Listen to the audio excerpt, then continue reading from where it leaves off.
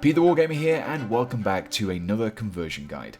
Today you're joining me as I show you how to initiate your Primaris Outriders into the ranks of the Ravenwing, and as always, I'll be showing you the steps and components required to build this miniature here. The first step is to clip away and assemble your Outrider as per the instructions. However, there are a few exceptions. I'll be using one of the Outriders holding out a chainsword and will be leaving his left arm and head off for the time being. So the first of our conversions will involve adding some winged themed flair to our Outrider. The source of these wings is the front plate from the Ravenwing upgrade sprue, something that I'll be making good use of for this conversion guide. To get just the wings from this front, we need to start off by sawing them from the plastic bridge between them. Place your saw so that you're cutting down from the gun slot and repeat this until you have two separated wings.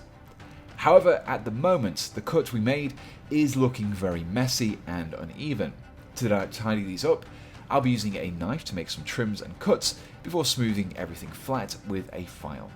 Periodically compare the two wings to ensure that they're looking even.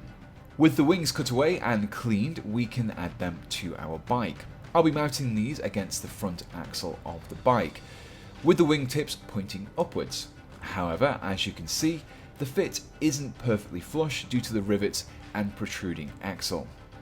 These can easily be shaved down and smoothed out with a knife or a file, giving you a good mounting point to glue your wings to. This results in an effect that is reminiscent of Samael's jet bike. Continuing with components from the Ravenwing kit, we can next add on the famous winged pole to the bike.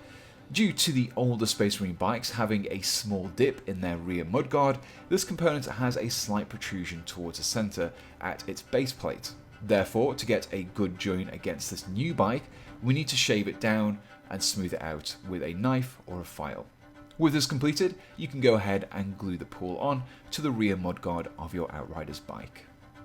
The satchels or panniers found in the Ravenwing sprue also work quite well on the large flat side panels at the front of the bike, although you will need to trim the tops of the straps a little to ensure that they fit properly. The result is the appearance of a much more well-equipped Outrider who's carrying extra ammunition, spare parts, or plenty of birdseed for his pet raven. For the other side of the bike, the remaining panel makes for a good flat surface in which to affix a Ravenwing icon as well. To give our Outrider some Ravenwing style of weaponry, we are going to combine a Ravenwing power sword with the standard Outrider chainsword arm. First, we need to make some cuts between the weapons and the hands. Cut just below the pommel guards in each case. Once this is done, clean up the cuts you've made with a knife or a file to ensure you have a smooth surface that is ready for gluing. With the pose of this particular weapon, relying on just plastic glue to secure the parts together won't be quite enough, and an accidental bump could easily detach them. To solve this, I'm going to drill a 1mm wide hole into both the hand and the power sword at their contact points. Using some 1mm thick soft steel wire, you can then superglue a section of it into one half, trim the wire to an adequate length, and then superglue this protruding half of the wire into the other hole that we drilled. This method is called pinning and will help to create a much sturdier bond between the two pieces. So far, we've only used Ravenwing upgrade sprue components, but there are other good sources for Raven-styled components too. The Corvus Cabal kit from Age of Sigmar is a good source in particular, which is where these two components are sourced from. The first part I have here is this arm with a string of feathers beneath it. By clipping away the string carefully, we have a very simple raven feather decoration that we can add to our Outrider wherever you see fit. Similarly, we can also give our biker a raven of his own as a reference to a piece of artwork called the Ravenwing. To use this raven part, we must first clip it away from the head that it is mounted on. Be especially careful here not to clip away the bird's foot as you do this. Once the foot has been removed from the head, you can then glue it to the shoulder. With some clever positioning, you should be able to fix the bird onto the power pack vent at the same time, which helps to strengthen this component's join. Now normally I don't include basing in these videos, but let's quickly cover how I built the rocky base. The main material I'm using here is a cork floor tile. They're cheap, readily available, and work well as rocks for the scale. I want to create a rocky outcrop appearance, so I have torn away a large piece of cork, roughly the same length and width as the base, as well as a few smaller pieces. I started by gluing these smaller pieces to the front of the base in close proximity to each other. I'm using super glue here, but PVA can also be used.